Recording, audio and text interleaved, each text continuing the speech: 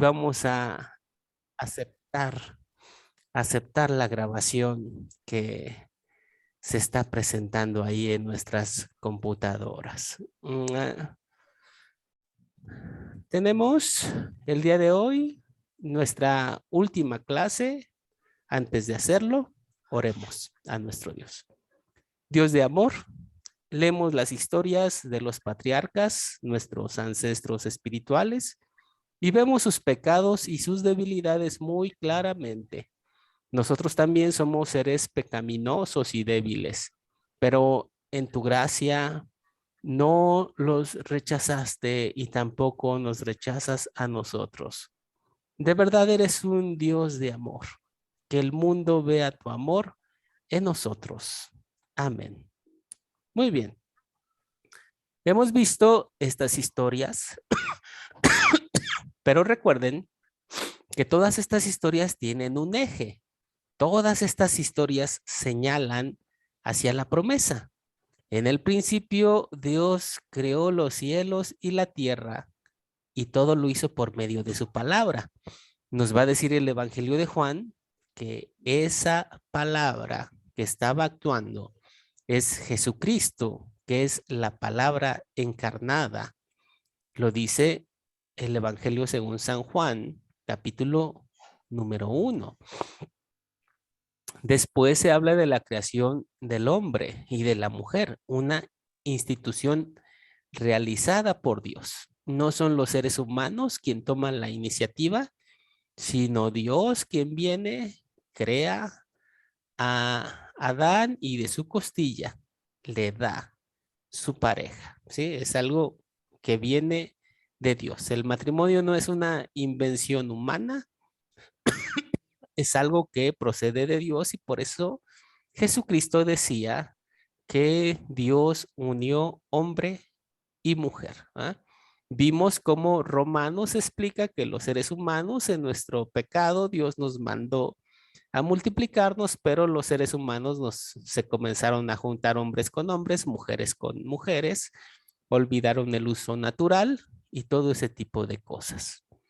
El pecado se habla de él en Génesis 3, vimos esa narración, pero vimos que así como se habla del pecado, Dios dejó una promesa.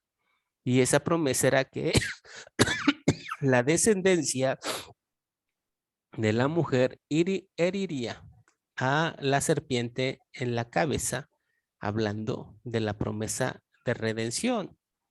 Vimos la narración del diluvio, cómo se multiplicó terriblemente la maldad y Dios por medio de las aguas limpia este mundo. Y nos va a decir Pedro que esa es una figura del bautismo. Limpia el pecado por medio de las aguas y señala hacia la promesa futura. En la Torre de Babel vemos cómo las personas no se quieren esparcir, quieren ser grandes, quieren ser soberbios y quieren llegar hasta el cielo, así como Dios, pero Dios confunde y de esa manera se dispersan porque no se entienden. Pero en el Nuevo Testamento vemos como el día de Pentecostés las lenguas unen a la humanidad por medio del Evangelio. La Torre de Babel termina hablando de Sem, de donde va a descender Abraham y a Abraham se le va a dar la promesa. En ti van a ser bendecidas todas las naciones. A pesar del error que comete Abraham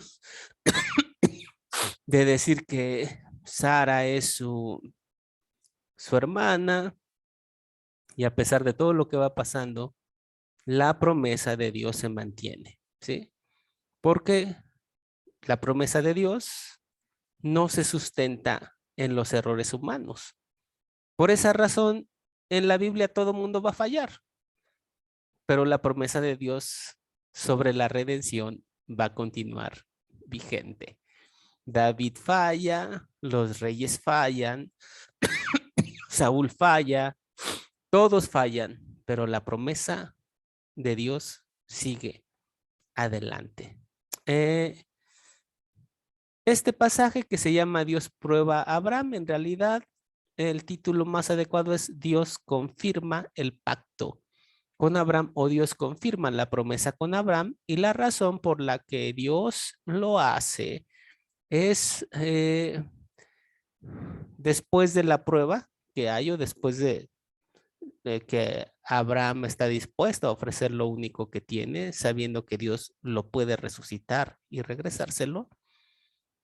Entonces, Dios confirma su promesa. Le vuelve a decir, en ti serán benditas todas las naciones. Y el día de hoy tenemos la última clase que habla de la bendición que Dios le da a Abraham. Esa bendición pasa a Isaac y pasa después a Jacob. O sea, la promesa se mantiene a través de las generaciones. Hemos visto el método de las 4 Cs con todas estas narraciones. Es un método sencillo, simple, que nos ayuda a compartir de manera amena y fácil algún pasaje de la escritura. Muy bien, entonces lo que estamos diciendo, a ver, ¿hasta ahí alguien tiene alguna duda, alguna pregunta o vamos bien? Acabo de explicar lo que vimos en clases anteriores y todo lleva un eje hacia la promesa de redención. ¿Alguien tiene algún comentario? ¿Pregunta hasta aquí? Sí, pastor. Sí, díganos. Que tal vez nos podía explicar un poquito más de las 4 C. Sí, sí, porque cómo en no. base a eso vamos a hacer el trabajo final. Sí, claro. ¿Verdad? Y es muy importante que estemos bien claros. Sí, claro. En unos momentos vamos a explicar otra vez el trabajo final y acuérdense las 4 C, es captar, es contar una historia que capte la atención de la gente. Contar es ya platicar la historia que está en la Biblia y luego vamos a considerar y ahí vamos a hacer una serie de preguntas, ¿verdad? Y todo esto lo hemos visto y en un momento vamos a explicar un poquito más. ¿Alguien más tiene otra pregunta respecto a lo que dije en el pasado? Muy bien, vamos a continuar entonces. Tenemos entonces que la promesa que Dios le da a Abraham se la confirma a Isaac. Vean, dice aquí la escritura, después hubo hambre en la tierra, además de la primera hambre que hubo en los días de Abraham. Y se fue Isaac a Abimelech, rey de los filisteos, ¿sale? Fue a vivir o ahí a morar donde estaba el rey de los filisteos, en una zona que se llama Gerar. Y ahí se le apareció Jehová y le dijo, no desciendas a Egipto, habita en la tierra que yo te diré. Habita como forastero en esta tierra y estaré contigo y te bendeciré, porque a ti y a tu descendencia daré todas estas tierras y confirmaré el juramento que hice a Abraham tu padre.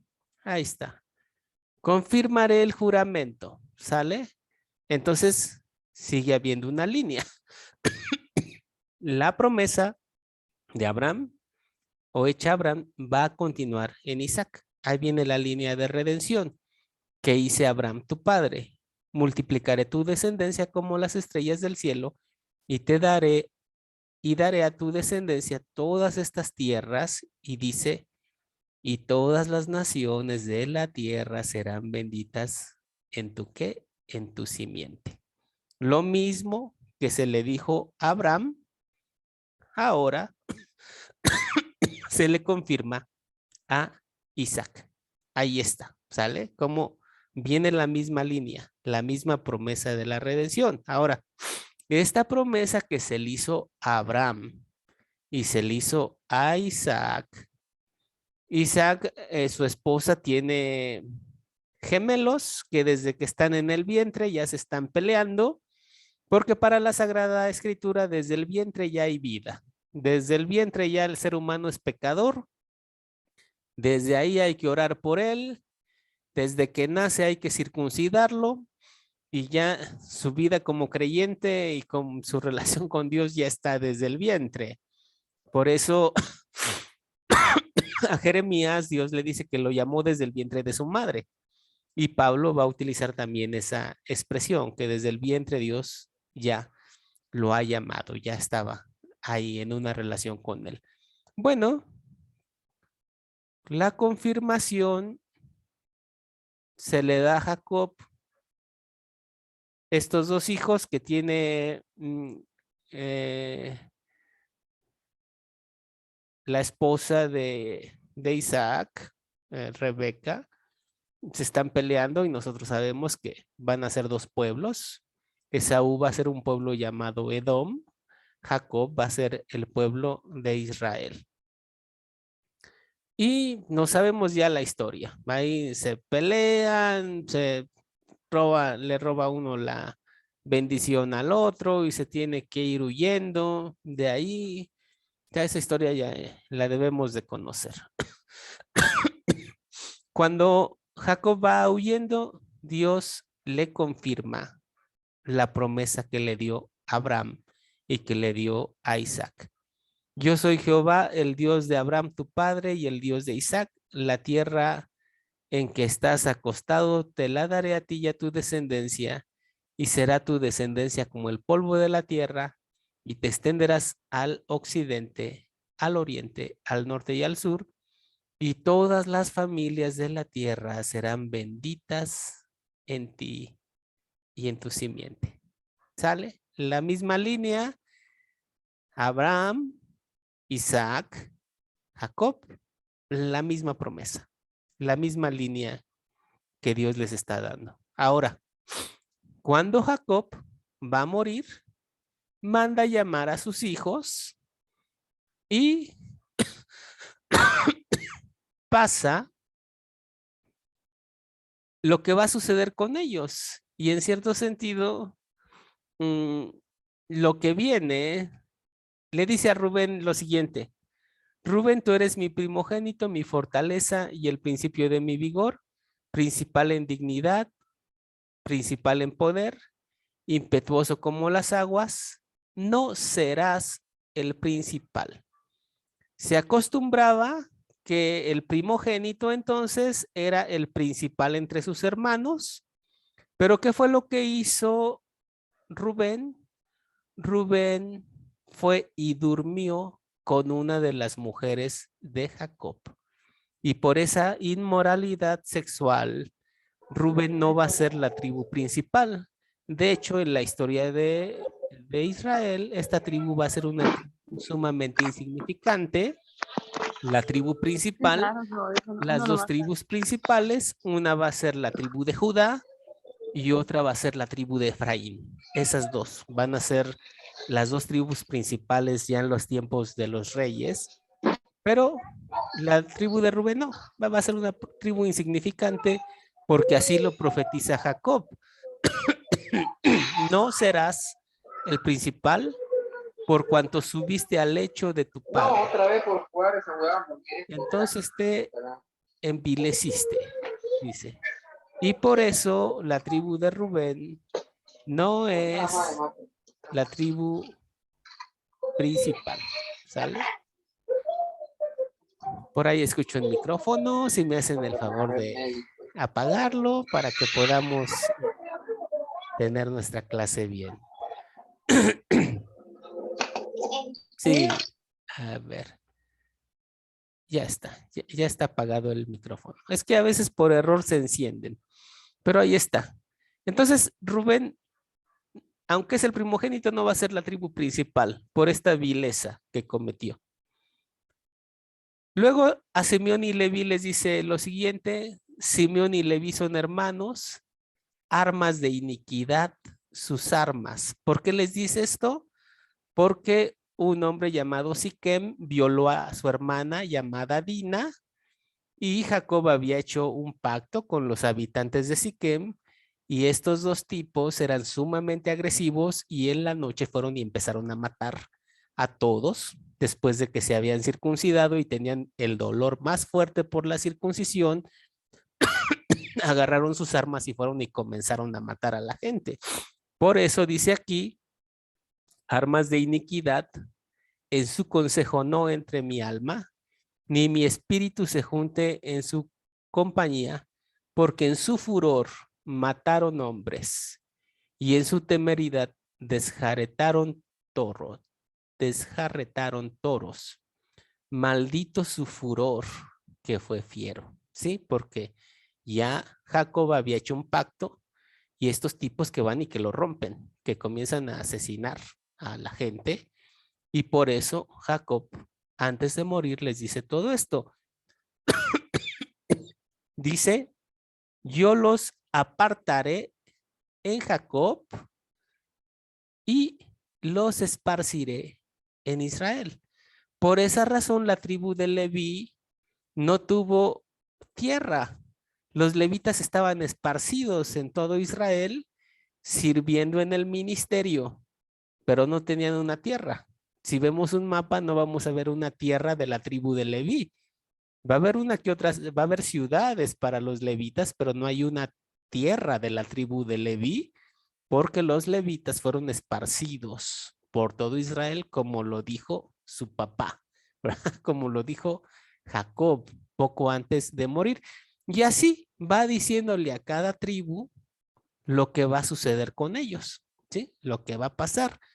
Entonces, Rubén, una tribu va a ser insignificante por lo que hizo. Levi y Simeón, pues por iracundos, por tener tanto furor, les va a pasar esto. Y fíjense cuando llega con Judá, porque de Judá sale el rey David y de Judá va a venir la descendencia del Mesías, de Jesucristo. Entonces, ¿cuál es la profecía que da sobre Judá? Judá, te alabarán tus hermanos, tu mano en la cerviz de tus enemigos, los hijos de tu padre se inclinarán a ti. Cachorro de león Judá, de la presa subiste, hijo mío, se encorvó, se echó como león, así como león viejo, ¿quién lo despertará? Y aquí está. No será quitado el cetro de Judá. El cetro, pues es el que tenía el rey, el que usaban los reyes. No le va a ser quitado el cetro a Judá. O sea, de Judá, en Judá va a estar el cetro, ¿sale? Y de Judá descendió David y todos los reyes, y de Judá descendió Jesucristo. Entonces, ahí tenemos la promesa que se mantiene ahora en Judá. Y dice, no será quitado el cetro de Judá, ni el legislador de entre sus pies, hasta que venga Silo. Silo en hebreo significa al que le pertenece, al que le corresponde. Entonces Judá va a tener el cetro hasta que llegue aquel al que verdaderamente le pertenece el cetro. O sea, promete que ahí va a estar el reinado, pero va a llegar alguien que es el verdadero dueño de ese reinado, que es el verdadero dueño de ese cetro. Entonces tenemos una promesa mesiánica aquí en esta profecía, y luego dice, y a él se congregarán los pueblos. Ese que va a venir, que es el verdadero dueño del reinado, todos los pueblos van a venir a él. ¿Ah? Entonces fíjense cómo la promesa se mantiene: Abraham, Isaac, Jacob, Judá. Este versículo, no será quitado el cetro de Judá ni el legislador hasta que venga Silo. La Nueva Biblia Internacional, la versión internacional, hace poco hablábamos de versiones de la Biblia, La versión internacional lo tradujo así: el cetro no se apartará de Judá, ni de entre sus pies el bastón de mando, hasta que llegue el verdadero rey, quien merece la obediencia de los pueblos. Ahí está una profecía, ¿verdad? Sobre la llegada de un verdadero rey. Y la Biblia Dios habla hoy nos traduce: nadie le quitará el poder a Judá, ni el cetro que tiene en sus manos, hasta que venga el dueño del cetro. ¿Sale? A quien los pueblos obedecerán. Entonces ahí está una línea que marca hacia la venida de un rey a quien le pertenece verdaderamente el reino, y que no va a ser un rey solamente de un pueblo, sino de muchos pueblos. Y esta profecía tiene que ver con Jesucristo. Es muy importante que no perdamos la línea de el libro de Génesis ni de todo el Antiguo Testamento. Después van a venir los sacrificios que van a señalar hacia la promesa también, ¿eh? Son un modelo de la promesa que viene. Van a venir las leyes que también van a servir, dice el apóstol Pablo, como una guía hasta que venga Cristo, o sea, guían hacia la promesa. Van a venir los reyes y por medio de los reyes va a llegar la promesa. Entonces ahí muy importante seguir la línea, porque para el cristianismo Jesucristo está presente en toda la escritura del Antiguo Testamento. A diferencia de los judíos que dicen que sí, uno que otro pasaje habla del Mesías. Hay unos cuantos, unos poquitos. Nosotros decimos no. De toda la línea habla de Jesucristo y nos guía hacia Jesucristo. A ver, hasta aquí. ¿Alguien tiene alguna pregunta?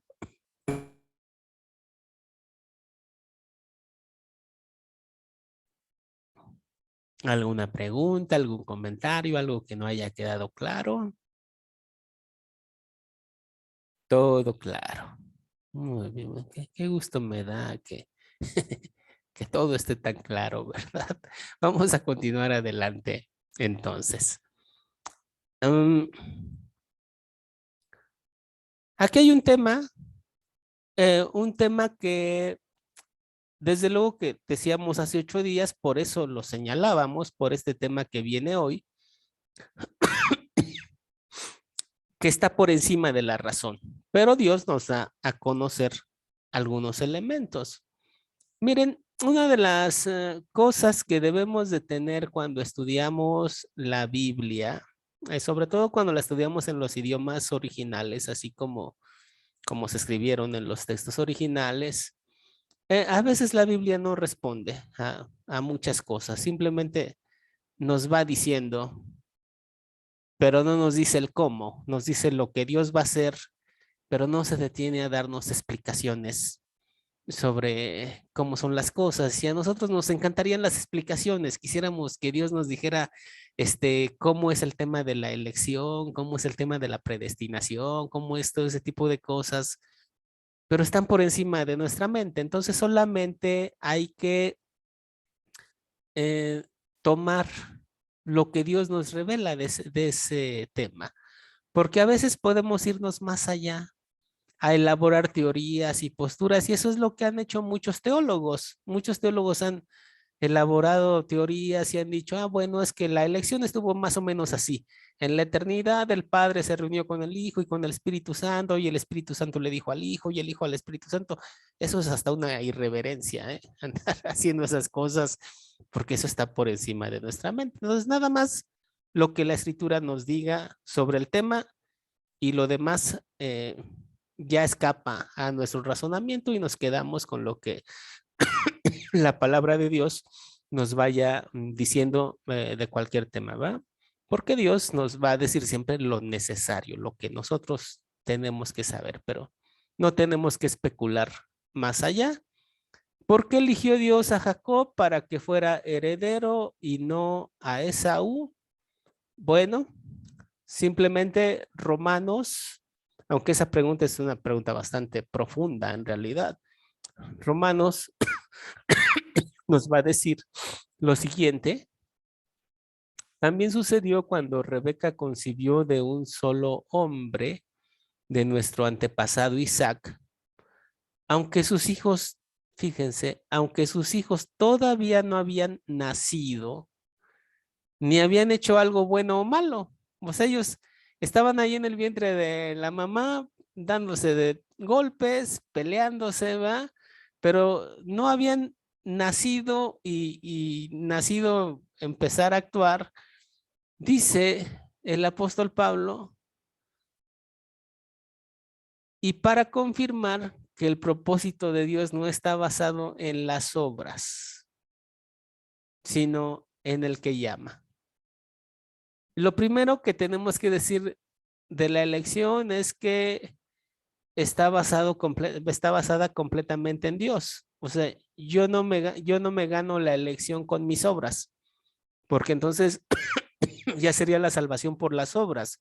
O sea, yo me porto bien, hago buenas obras, soy buena persona y Dios me elige y Dios dice, Artemio, como te portaste bien y le echaste ganas y no, hombre, eres un pastorazo, qué bien me caes, Artemio, me saqué un 10 contigo, qué bueno que te llamé porque me siento tan bendecido de haberte llamado. No, claro que no.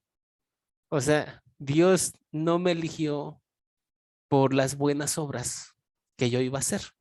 Hubo un teólogo en el pasado que dijo, sí, voy a explicarles cómo es la elección, decía él. Dios vio que te ibas a portar bien y por eso te eligió, porque él ya sabía que te ibas a portar bien.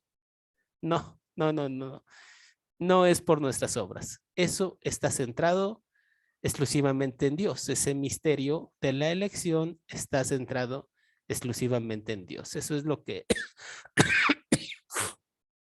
primero que podemos decir, centrado en Dios, no en nosotros, como dice aquí, para confirmar que el propósito de Dios no está basado en obras, sino en el que llama, ¿sale? Dios así lo hace. Luego, dice, entonces, ¿qué diremos? Que Dios es injusto de ninguna manera, porque Dios dijo a Moisés, tendré misericordia de quien yo quiera y me compadeceré de quien yo quiera. No depende de que el hombre quiera o se esfuerce, sino de que Dios tenga misericordia.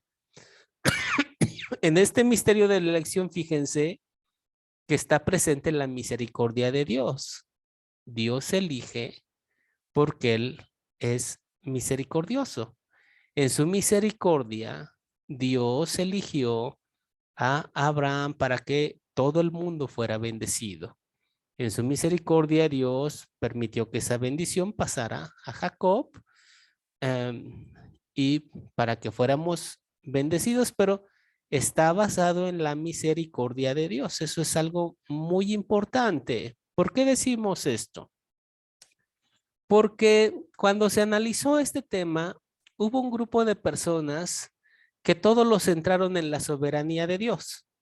Y dijeron, ¿por qué Dios elige? Dijeron, porque Dios es completamente soberano y lo que Él diga se tiene que hacer. Entonces todo se basó en el poder y la soberanía de Dios y basaron todo ahí. Entonces ellos llegaron a la conclusión y dijeron, como Dios tiene todo el poder y Él es completamente soberano, Dios por eso eligió a unos para que se fueran al cielo y ahí mismo decretó que otros se fueran al infierno. Dios, así como eligió a unos para que se fueran al cielo, eligió a otros para que se fueran a el infierno, porque Dios es soberano y lo que dice se hace. Y entonces todos los centraron en la soberanía de Dios y se olvidaron de la misericordia. Y la elección está basada en la misericordia de Dios. Este grupo va a decir, ¿por qué Dios eligió a las personas, a unas personas? porque Él es soberano y Él así quiere, y cállense, Él así lo dijo. Pero la Biblia habla de la misericordia. ¿Por qué Dios eligió? Porque Él es misericordioso. Este grupo va a decir, ¿por qué tenemos que ir a adorar a Dios? Porque Dios es soberano y hay que reconocer su grandeza. Pero, en realidad, ¿por qué tenemos que ir a adorar a Dios? Porque Dios es misericordioso. Nos ha bendecido a cambio de nada. Nos ha acompañado, nos ha dado su gracia. Y en gratitud vamos a ir a adorarlo, ¿no?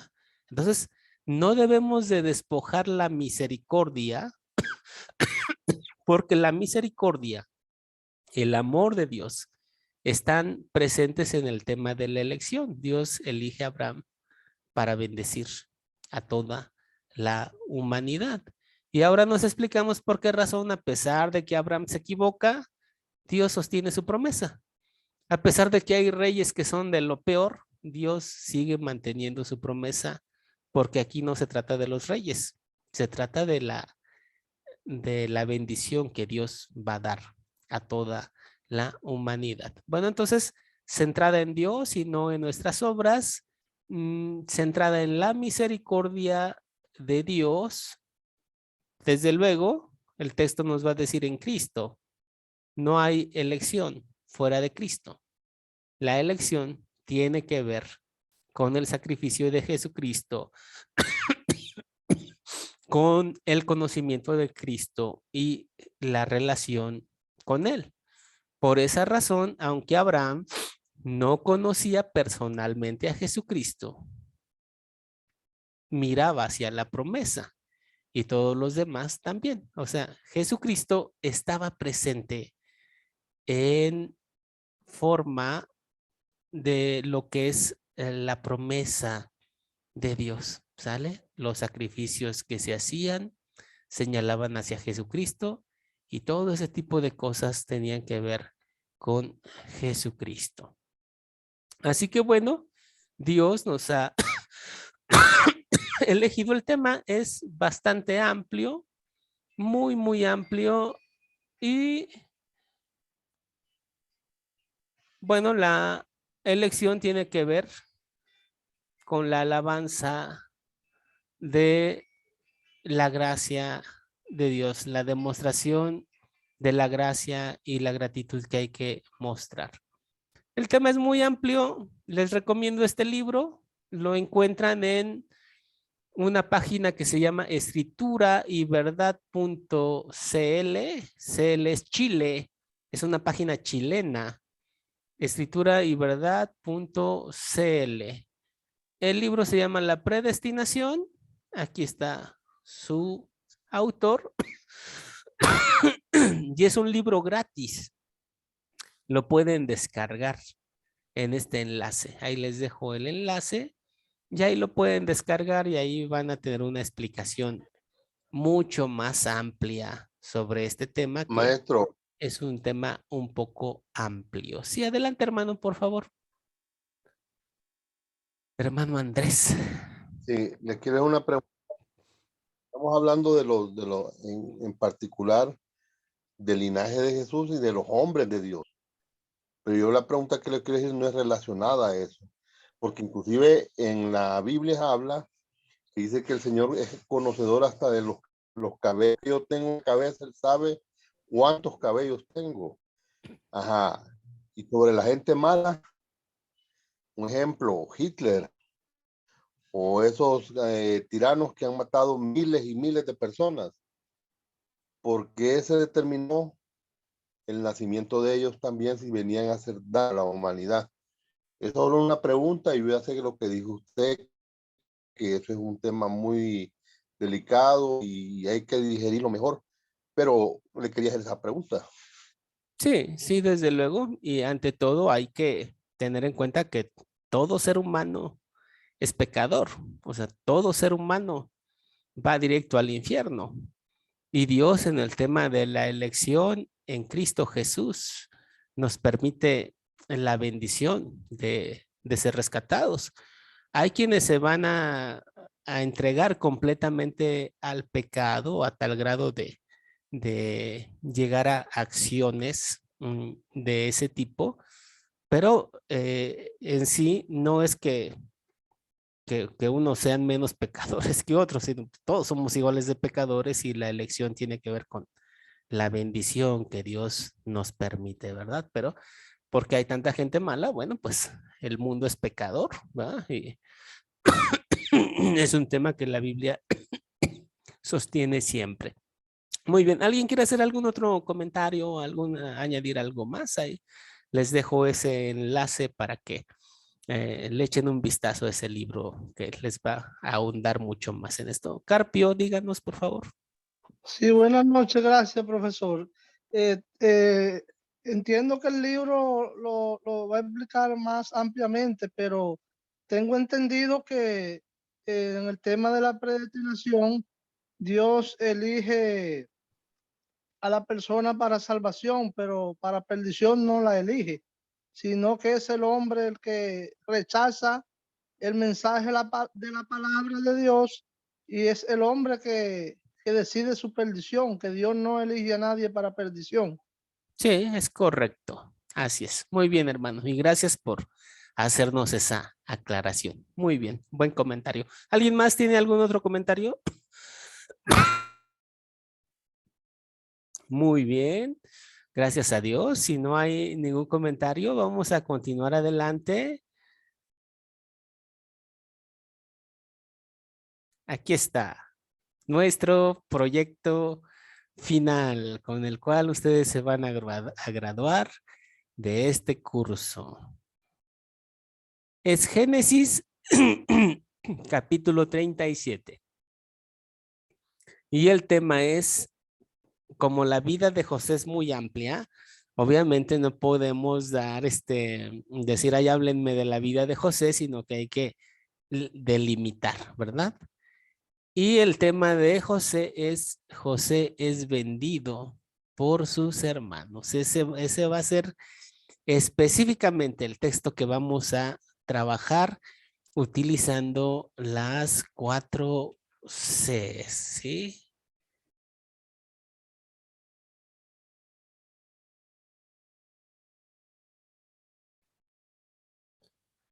Hemos visto entonces el tema de las 4 Cs. Tenemos para entregarlo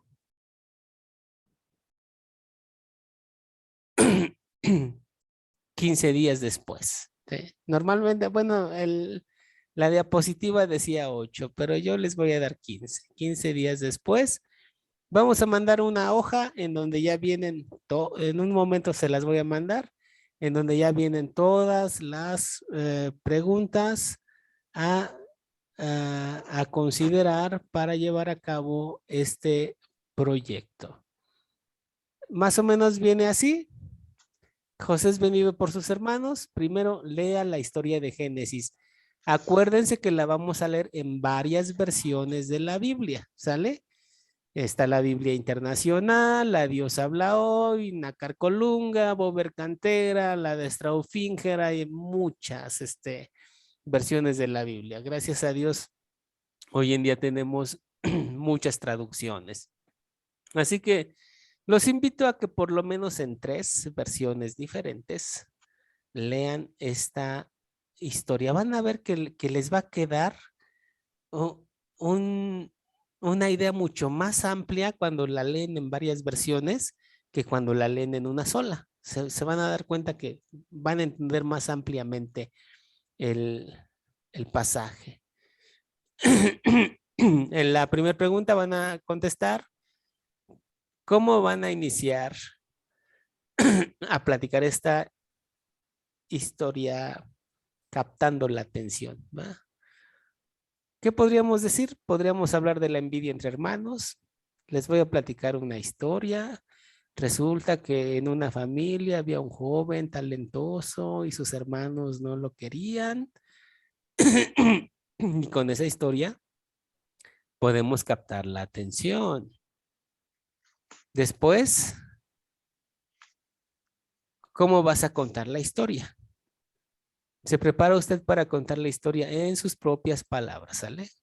Con sus propias palabras. Este pasaje de Génesis 37 nos habla de cómo hay envidias entre hermanos, pasó esto y esto y esto, y ya contamos la historia. ¿Ah? ¿Se sabe usted las 7 preguntas de considerar? Bueno, quizás se Eso, trate maestro. de ponerlas. ¿Y qué pasó, Andrés? Sí, está bueno que nos explique la C, porque es bien importante para la historia, para el examen, para el trabajo final. Sí, claro, claro que sí es lo que estamos haciendo. Hay 7 preguntas a considerar, ¿va?